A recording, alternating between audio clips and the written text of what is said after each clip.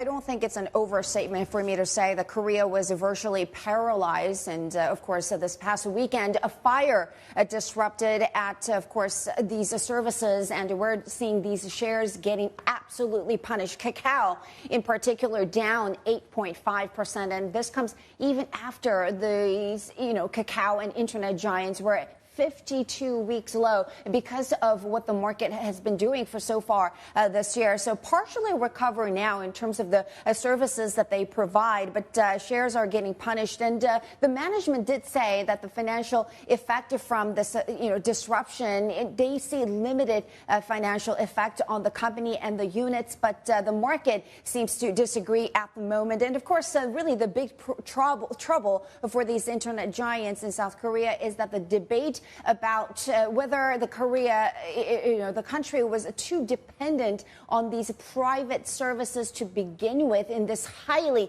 super connected society. I think that's going to be really the big problem for the Navers and Kakaos in the country. In the meantime, of course, Kakao, and Naver services were disrupted because of a data center operated by SKCNC. This is a unit that is, of course, owned by SK Inc. So perhaps we can show our viewers what that stock is doing at this point. And we've got that stock is sitting lower by more than 4%. In the meantime, of course, the government is trying to really call on the fast recovery of these services as well, because we're talking about a lot of businesses depending on these services to get orders, or citizens actually trying to get their cabs in order, and Kakao Bank making bank transactions via these services as well. So Kakao franchises all getting punished across the board. Kakao Pay is the biggest loser here, down more than 9%